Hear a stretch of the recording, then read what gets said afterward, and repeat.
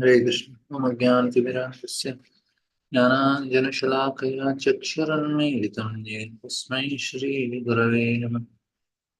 Namo Vishnupadaya Krishna Krishnaya Bhutale Srimate Bhaktivedanta Swami Iti Namani. Namaste Saraswate Deve Gauravani Vicharini Nirviseshinyavadi Paschatpadeshatarani. Jai Sri Krishna Chaitanya Prabhu Nityananda Sri Advaita Gadadhara Srivasadi Gaurabhaktinda. Hare Krishna Krishna Krishna Hare Hare, Hare Rama Rama Rama Hare Hare. Hare Krishna. A very important understanding. We should know that Lord want to teach us all the time. This is a very important understanding we should have, that Krishna is called Jagat Guru. This Krishna, the Jagat Guru or Adi Guru. And what it means is every moment Lord is trying to teach. And he is teaching through his creation all the time, and we should learn from it. And that will help us grow very fast in our spiritual life. And there is in the there is Samashti Guru and Veshti Guru. Veshti Guru is a person who is manifestation of principle of Guru or the principle of teacher, and the principle of the aspect of God who want to come down to teach us. Is a localized and specific person. This is called Veshti Guru. And then there is called Samashti Guru. This is a universal Guru and the universal principles of Guru. Samashti Guru means he is everything. Now, important thing here is Veshti Guru or manifestation of person in the form of person is basically to teach us, and especially Shastra. And he does not have all knowledge or all experience, but he will give us actually the experience of Shastra. And we should have a right attitude towards that personality. And he knows the Shastras and teach. Now people, they say they often has a problem. Problem are many things they have. So in understanding the concept of Guru, Guru is one in whom who has faith in Shastra and who is helping us develop in faith in Shastra. And if I don't have faith in someone, then he is not our Guru. He cannot teach us. And we should have faith, and we can see some quality. Even there may be some faults in that personality externally. He may be having glasses, or he may be having so many other some deficiencies, but actually it does not matter. The most amazing ability is that he is able to teach us Shastra. We seek God everywhere and often we are confused. But when we put faith in Guru, then he will teach us it properly. And it is also said that this is the most important thing, the faith.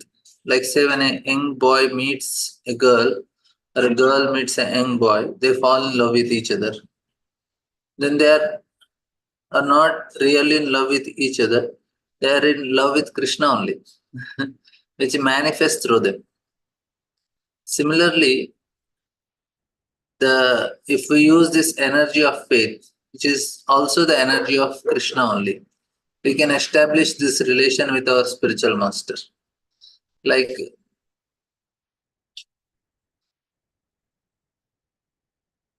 we see the planet Guru is called Brahaspati or Jupiter, and he's son of Angira and Shraddha.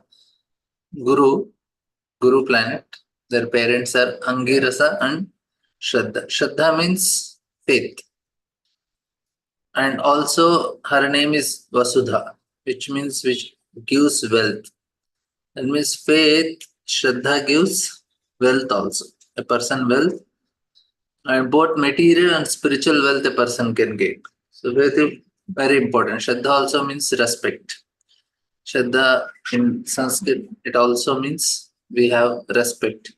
When we have respect properly, we can get material and spiritual, both wealths.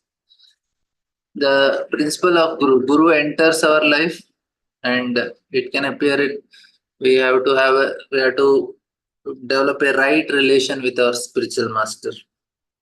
And another thing is Angira, he is the son of fire. Fire and faith, these are the two things, Shraddha and Angirasa.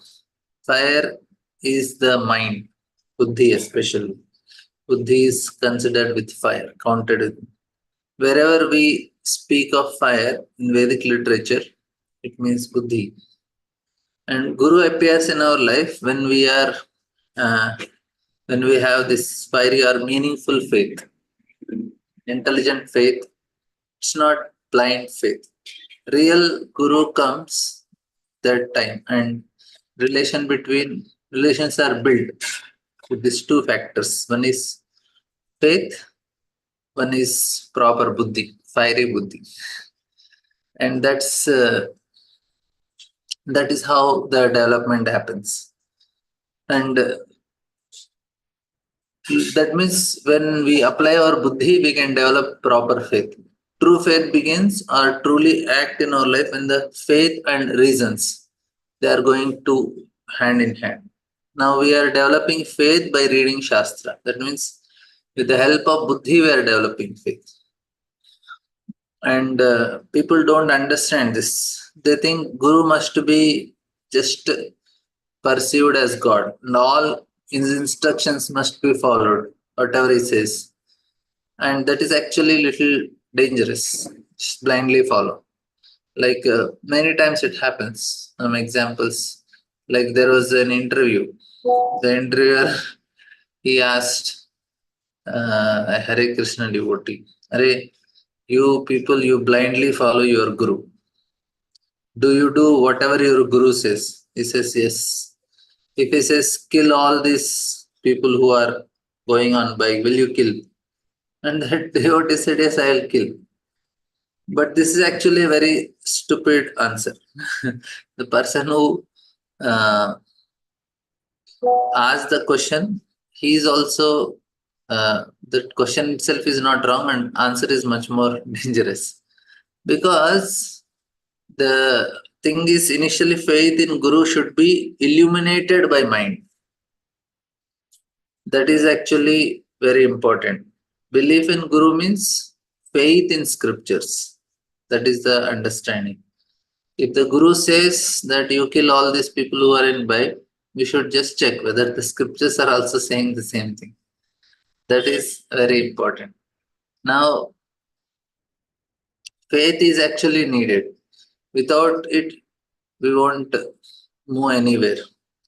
But faith should not be blind faith. It should be Shastra Shabda. It would be filled with reason. And that's why Krishna tells in Bhagavad Gita, Ashraddha Utam Dattam Tapas Taptam Kritam Chayat. So in this he says, Ashraddhaya. Ashraddhaya means a person who does not have faith. Then no matter what he does, he will do some kind of rituals or perform some kind of austerities people perform, and he may do some good deeds, he may help others, and all will be asat only. Asat means the fruits will not be permanent. He may get something but not permanent results. That means they are not eternal results because you don't have proper faith. All this will lead to it not actually change any ontological change in the status, especially to the heart. It does not add anything. It may bring some material benefit, but it is all material only, right? But if a person has faith, and that is called Satviki Shraddha, Shastra Shraddha, which is very important. And many things also, because a guru means one who is teaching Shastra. Guru is one who chants the word of Shastra. In no case can we consider someone or think that the principle of Guru, God begins to speak something here, there, some nonsense. No. And this is another problem. Like this is nowadays happening is people who have this very divine understanding, they get hypnotized. So they go to some gurus and they speak for 2 hours, and then they feel, oh, something happened to me. Just these words, it put me in some kind of trance. I don't know what happened, but some miracle happened. And this should not be done like this. Guru principle begins to work in our life when we start contacting. No, this is actually Jupiter's energy, beneficial for our life. So if you have faith that is purified by the fire of mind, fire of mind means especially buddhi. That means we clearly understand on what basis a spiritual master should speak. That is Shastra. A spiritual teacher should not speak on his own, should not say what occurs to him. So this is one of the main characteristics of him. You should always quote from the scriptures. Yesterday, actually, I was giving in Bhakti Sangha the Guru. So some of the points are remaining. So I'm sharing with you. So one of the important point we shared is like, to the degree we give our heart to spiritual Guru or Sadhu, to the degree the knowledge which is giving will change our heart. That is proportionate to our attachment to Guru. It's not just some sentimental. We are properly understanding and getting attached like that. And here we are seeing that is Kelmataji.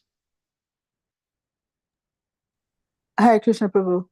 Yeah, I wasn't able to follow how the planet of Jupiter is connected here. What's the role? Basically energy which is coming from the, because all the creations, they has a purpose. Now it is not just, it has some purpose in creation. So they have certain energies which are manifested, and then they have influence on the living entities. Like my moon has influence of mind. So especially we can see on Purnima day, people who have this mentally challenged people, they become very, very violent or very aggressive, uncontrollable, especially on day of full moon day, because moon is very near, immediately affects the mind. And who does this? What do you say? Exorcists and all. They call them on Monday only, sir, on this day of Purnima, so that they can work on them very fast. Like, and why do we do Ekadasi? Ekadasi also same thing. That day the moon is little far and it is weak, so it has effect on our digestive system. That's why we should not we should fast on that day. So they have them the influence on it. So moon is similarly Jupiter is the person who is responsible for giving knowledge. It affects if somebody has very bad, so he does not have faith in spiritual teachers, and he may behave in a particular way. So that's why, means, of course, we can say for devotees, rules are different. Of course, Prabhupada and gurus, they can change certain rules. But in general, for people who want to gain some spiritual knowledge, they need to have this planet very strong. I'm just giving that principle like that. Oh, but for devotees, though, I mean, it also affects in the sense like if he has already, he does not have some Guru Chandala Yoga or something, he is very fast, they will gain spiritual knowledge. But still, like Prabhupada, he went to West and he made so many people qualified, even though they don't have any qualification. So it is possible if Guru is very merciful and disciple is very surrendered, the things will change. But in general, these are the things that is applicable in the world outside. Means for general people, these are the things that are applicable. If he has very strong guru, that time he will be inclined to he will be inclined towards spirituality and want to approach some guru and want to gain knowledge. He will become more spiritual like that. Okay, so in a person's astrological chart, right? If a person has, I don't know, strong intelligence, then Jupiter will show up in some kind of prominent way in their chart. Yeah, definitely. If Mercury is very strong, Buddha is very strong, then he will be inclined for renunciation. Guru is strong, he is inclined for gaining knowledge. So these are the indication in the chart.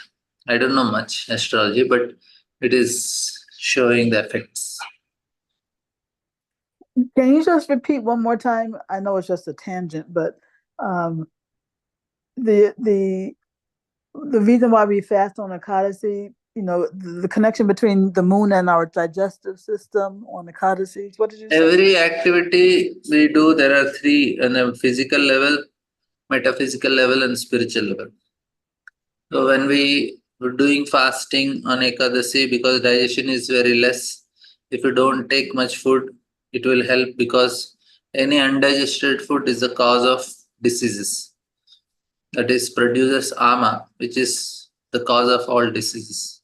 So in that way, physically it helps if you fast on Ekadasi. And because it is also affecting. Because on Ekadasi days, the digestive system is not so powerful. Yeah. And then it also, because it is having effect on mind. So mind also will be, if we eat less, then mind also gains some strength there. So it helps a person on a metaphysical level, on a mental level. He can gain some strength because he's fasting on that day. And then there is spiritual level, because it is pleasing to the Lord. So Ekadasi has three levels. Of course, any activity we can understand at three levels: physical, metaphysical, spiritual level. So this is a benefit we get in the two levels, physical and three levels, spiritually also, materially also. It is good, because if you go to any other shastras and all, they recommend Ekadasi, but they give benefits on a physical level and metaphysical level. Like there is a Japanese scientist who got some Nobel Prize, I heard. He basically was calculating how Ekadasi is a physical level, it is benefiting. He don't know about on a mental level and spiritual level. So he could very scientifically explain how Ekadasi is good on a physical level. And we know, because mind is weak, so it is better to fast. It will help to make it stronger, like that. Yeah, and apparently metaphysical refers to the subtle body, no? Yeah, mind, intelligence. Okay. Thank you, Prabhu. Hare Krishna.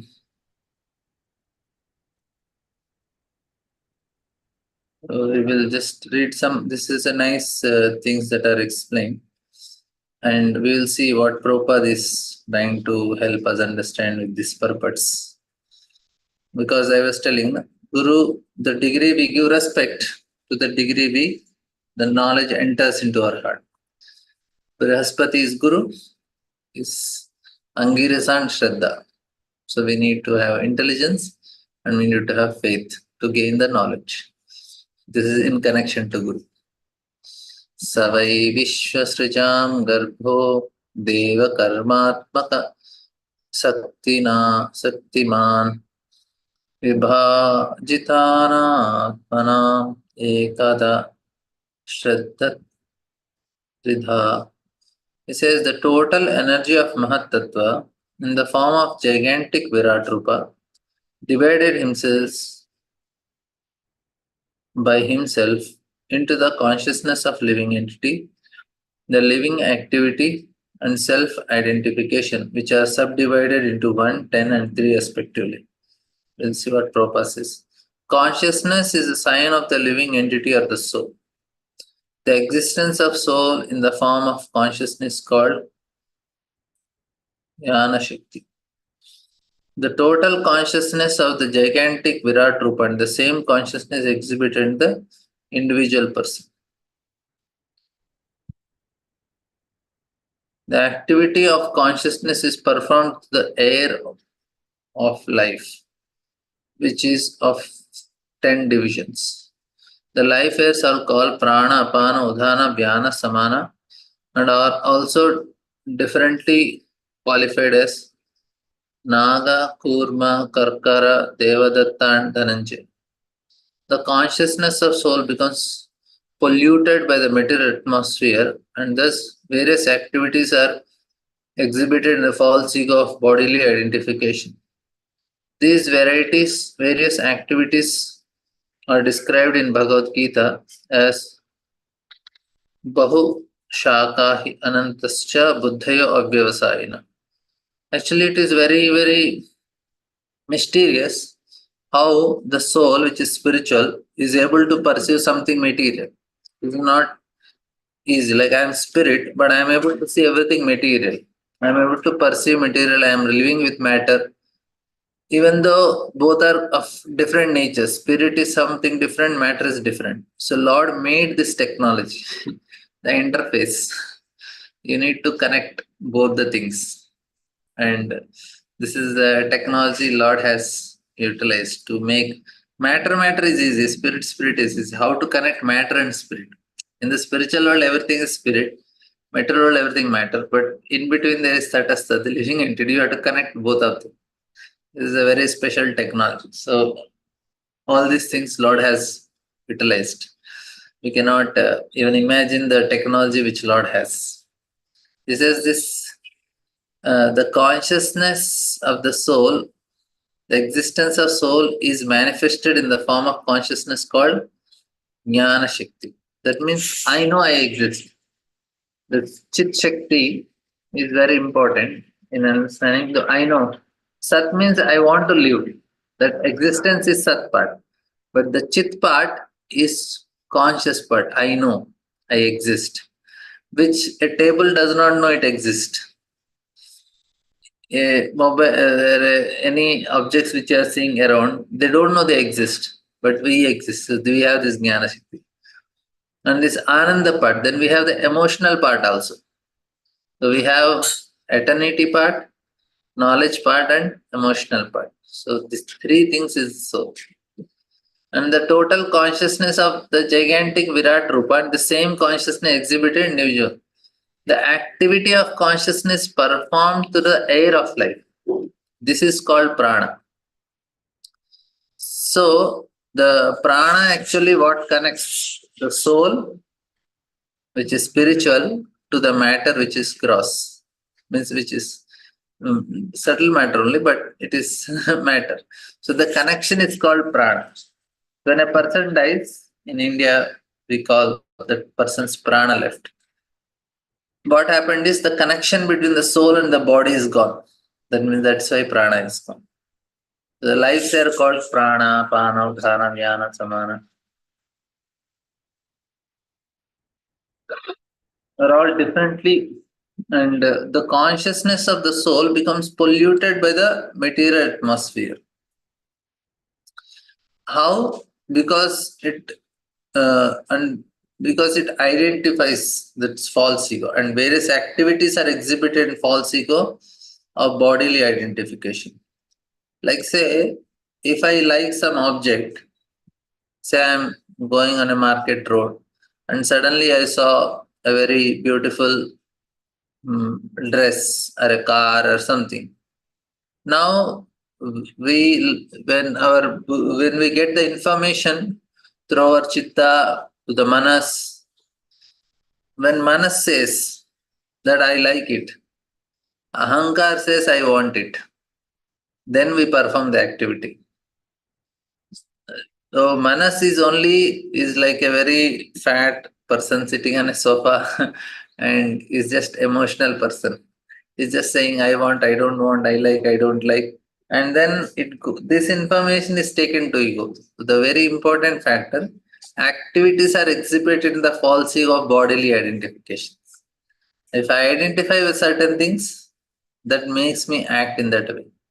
The most important, now we have to identify the identity should become what? Real ego. I am servant of Guru. So if we identify ourselves as servant of Guru, then we start working for Guru. That is the point. These various activities are described by Bahu Shaka Hyanantasya Buddhaya Abhyavasayana. The conditioned soul is bewildered into performing various activities for want of pure consciousness. In pure consciousness, the activity is one. What is that? Vyavasayatmaka, just to please. The consciousness of individual soul becomes one with the supreme consciousness when there is complete synthesis between the two. So,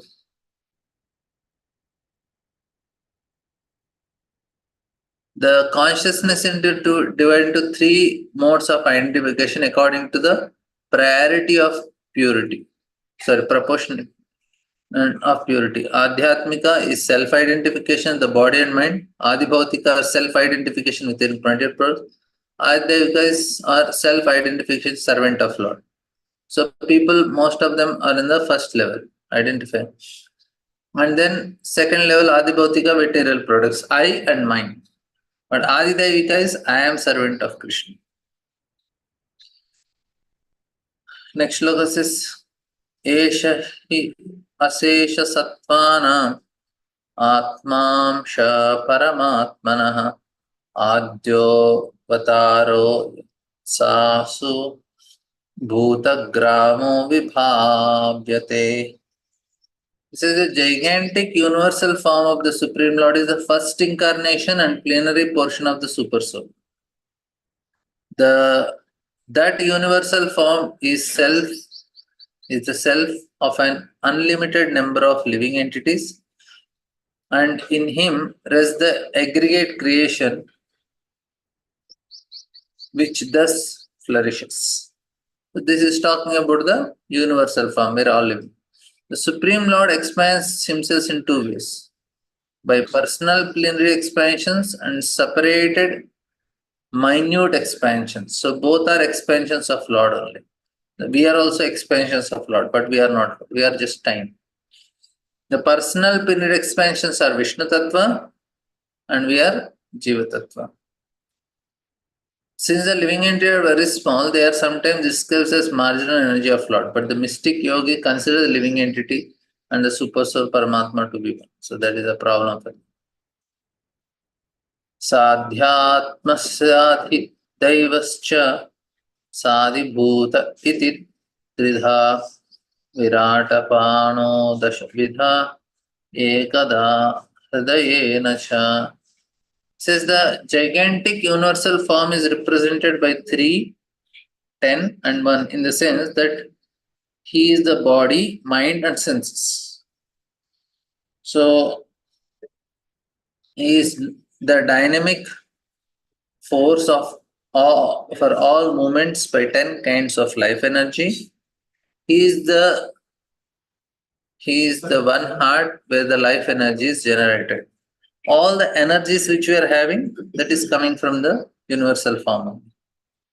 Now, Prabhupada explaining, it is stated that 8 elements, earth, water, fire, air, sky, mind, intelligence, false ego, are all products of Lord's inferior energy, whereas living entity who are seen to utilize this inferior energy originally belong to the superior energy.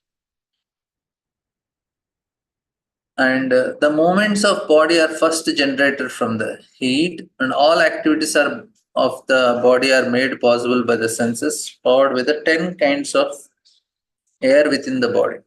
So whenever 10 number comes, it is indicating about the 10 life force. The 10 kinds of air are described as follows.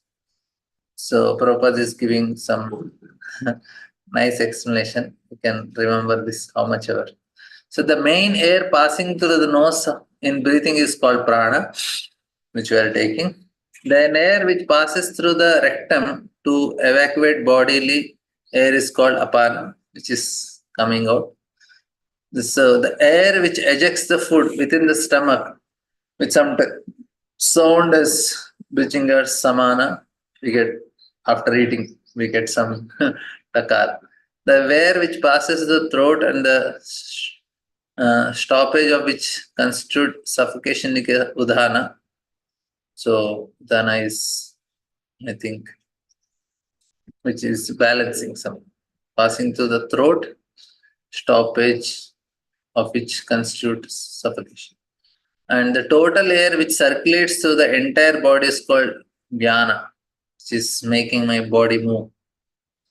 And subtler than 5 years, there are others that which facilitates the opening of eyelids, mouth, which is called naga air. The air which increases appetite is called karka air. We feel hungry. And the air which helps contract is called helps contraction is called kurma air. The air which helps in relaxing by opening the mouth by yawning, we get is devadatta. And where which helps is subsistence is called dhananjaya. So sustenance is dhananjaya. So like this Prabhupada also has some all these airs are generated from the center of heart. This is very important. Why center of heart?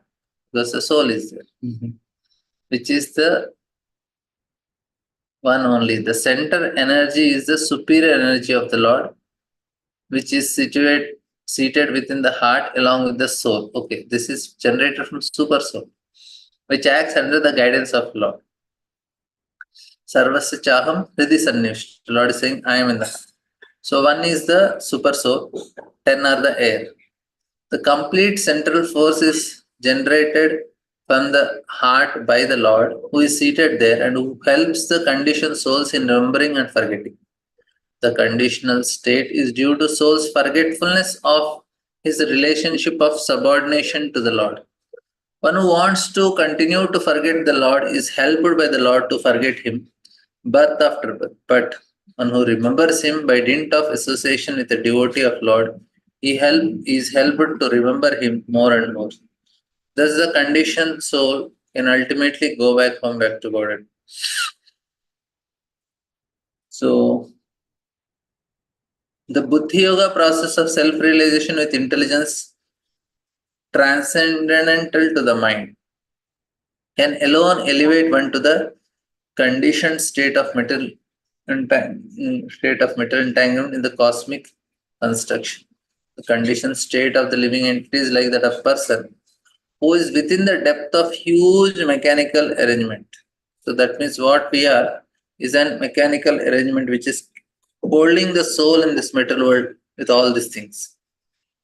Like somebody is eating, somebody is sleeping, somebody is doing. It's all a mechanical system holding the soul in this metal.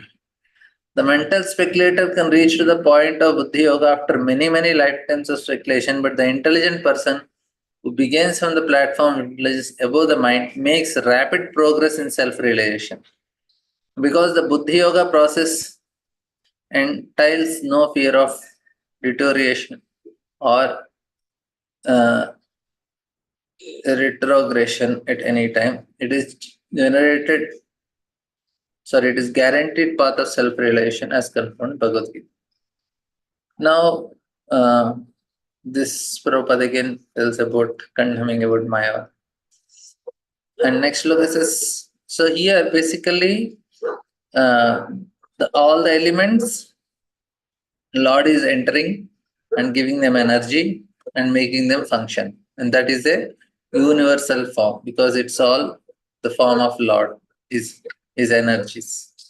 And then further it says, Smaran Vishwasrajam Isho Vignapitam Adokshajah Vrajam Atapta Sevena Tejasainam Vivartaye.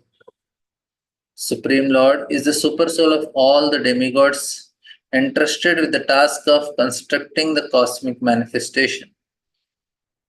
Beings thus prayed to by the demigods, he thought to himself and thus manifested the gigantic form for their understanding. Purport. The impersonalists are captivated with the gigantic universal form of the Supreme. So they are understanding all these things very nicely. But the problem with the impersonalists is they don't come to the understanding of the personal form of Lord. Why? Because they don't have the devotion. The Sukriti is not there, unfortunately. They understand these things much better than a devotee also. Universal form, we do so much research on it, creation and all, but they cannot know about the Lord, unfortunately. They think that the controller behind the gigantic manifestation is imaginary.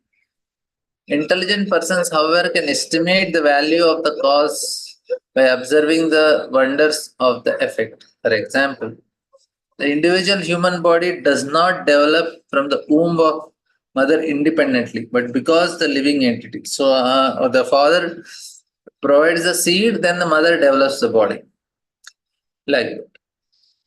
So, when any material objects displays development, it must be understood that there is a super soul within the manifestation. The gigantic universe has developed gradually, just as the body of a child develops. So, when the super soul entered, the whole universe became big. Even the scientists also know it is somehow expanding, but they don't know why it is expanding because the super soul is there. As a materialistic cannot find the soul and super soul within the heart, similarly, for want of sufficient knowledge, they cannot see the supreme soul is the cause of universe. The Lord is therefore described in the Vedic literature as Avan Manasa Gochara, is beyond the conception of words and mind. Due to poor fund of knowledge, mental speculators try to begin the supreme within the purview of words and mind, but the Lord refuses to be so intelligible. The speculator have no adequate words or mind to gauge the infinity of the Lord. This is very important. So anything I try to explain, I am explaining with the help of my mind how much I speculate and with the help of my words. The Lord is beyond all these things. So Prabhupada says the mundane PhDs are completely unable to understand Supreme with their limited senses. Such attempt with the PhDs are compared to the philosophy of frog in the well. So this is example proper. The Lord will reveal himself only to persons who is submissive and who engages in his transcendental loving service. The demigods controlling the elements and ingredients of universal affairs prayed to the Lord for guidance, and thus he manifested his gigantic form as he did at the request of Arjuna. अथ तस्याभितप्तस्य कृतधायत आनानिह निर्विद्यते देवानां तानि मे गदितः शृणु. He says that Maitreya said, you may now hear from me how the Supreme Lord separated himself into diverse forms of the demigods after the manifestation of Jagat. So first he created the elements, he manifested, he expanded. Now he's telling, okay, let us give it to somebody to maintain. So the demigods are separate part and parcel of the Supreme Lord as all other living entities. The only difference between demigods and ordinary living entities is that when living entities are rich in pious acts of devotional service to the Lord, but still desire to lord it over material energy, they are promoted to the post of demigod. So they are devotees only, but they still want to control. Tasyagnirasyam nirbhinnam lokapalo vishatpadam vacha swamshena vaktavyam yaso pratipadyate. Agni or heat separated from his mouth, and all directions of material affairs entered into his mouth in their respective position. By that energy, the living entity expresses himself in words. So the mouth of the gigantic universal form of Lord is a source of speaking power. The director of the fire element is that power's controlling deity or Adideva. The speeches delivered or the Adhyatma or bodily functions, the subject matter of the speeches in the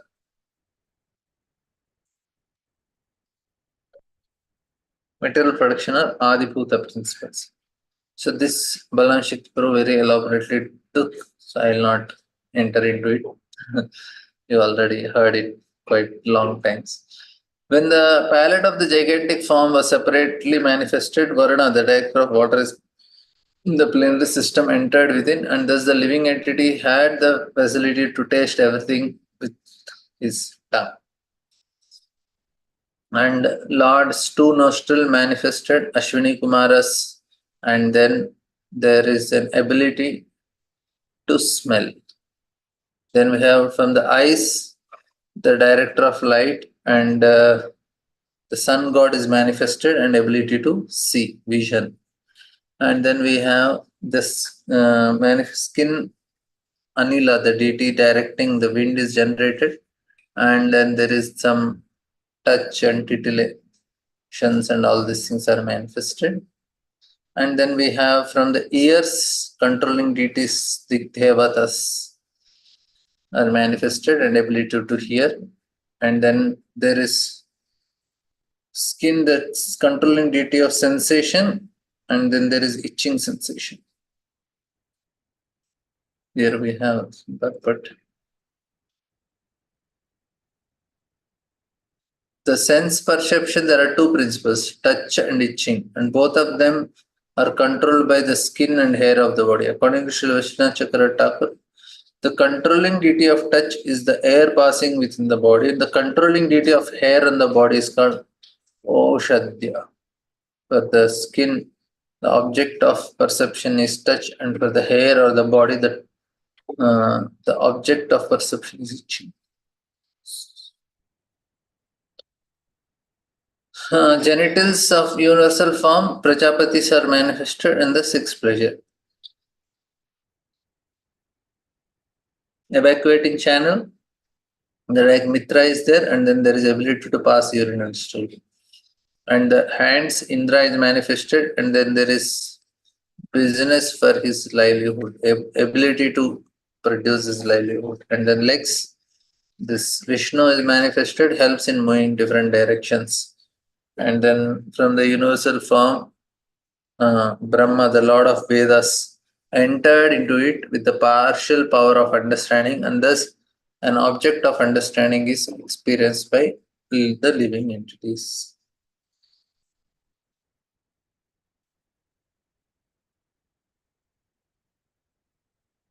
From the heart manifested moon, the living entity can conduct his mental speculations. From ego manifested Rudra, and living entity performs his objective actions. And this nice purport. The false ego of the materialistic identity is controlled by the demigod Rudra, an incarnation of Lord Shiva. Rudra is the incarnation of Supreme Lord who controls the mode of ignorance within the material nature. The activities of false ego are based on the objective of body and mind. Most persons conducted by false ego are controlled by Lord Shiva.